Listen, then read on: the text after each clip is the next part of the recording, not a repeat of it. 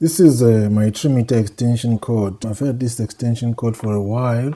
It has always worked properly, and then suddenly it stopped working. My wife used it for ironing, and it became very hot and it stopped working. And what you notice with these extension cords is that if there's something wrong with it and there's a hot connection, you would feel it. It does get hot, and hot is never a good sign for electrical appliances. So this one had that problem, and I wasn't sure what it is. So no matter what I do, it just hot. And it has always had this burning button here, which is an indication that something went wrong. And it burned, but it was working even with this on. But so what happened then, I thought if it's this hot, it's probably something wrong inside here, or it could have been something wrong inside there. So what I did first, I know it's cut now, but even before cutting it, I opened it up. All right, I've opened up all the 4 screws, and here they are. Where's number 4? And then, as you can see, it's gone, and this is disconnected. That's why it stopped working. And I bet the connection was not good here. That's why it became hot and hot and hot, and eventually failed. So it's common with these electrical appliances if they are not properly connected or well made, especially if you use heavy appliances like an iron or a heater. So the plan now with this is to just replace this thing here. And I know you can get these things from your local hardware or even supermarket. You can get it. So I quickly ran to my local supermarket to get one. Okay, here we are then. I got this one. This one was, I think I got it from Spar. It's rated 16 amp. And I'm not sure what the rating was on here. Oh, here was 16 amp as well. So that's a good sign then if it's rated 16 amp.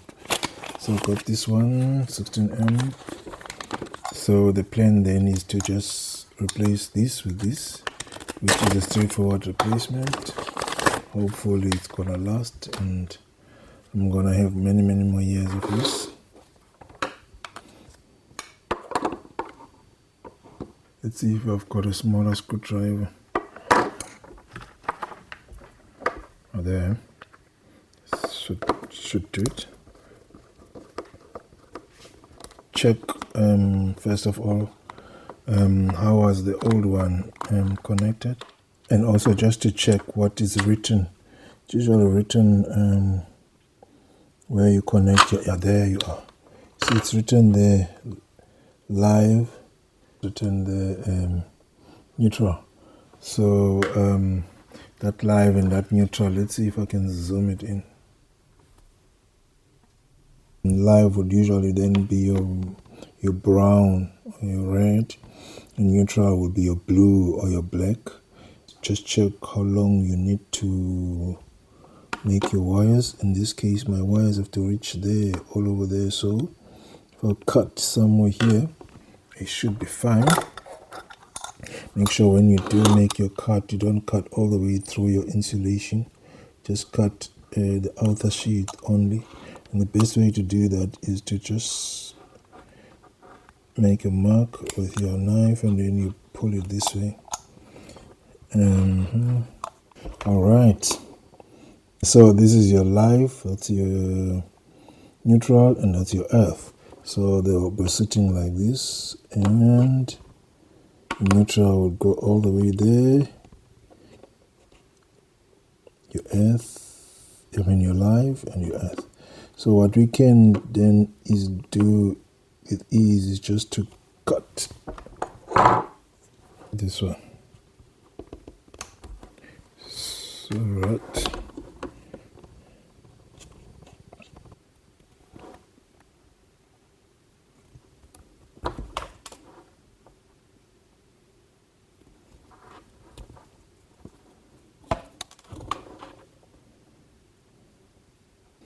This always comes out. There we are. Makes it easy for you to do your connections.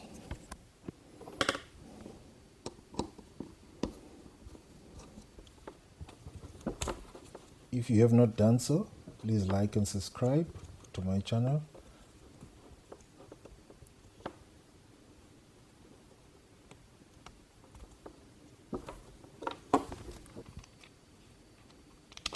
Now let's close it up back. First of all, we'll put the part that holds the cable. Just make sure that you tighten this part so that the cable does not go out when you are using your extension cord. Closing it back up now, putting on the 4 screws that hold it, just making sure everything is tight nicely.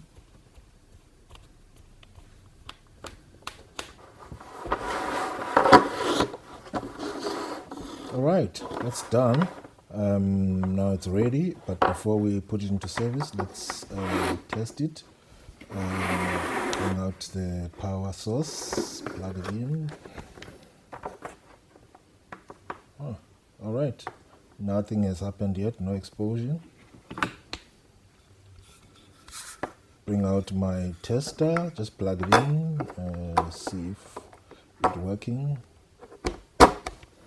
The red light is on, so it's working. Thanks for watching.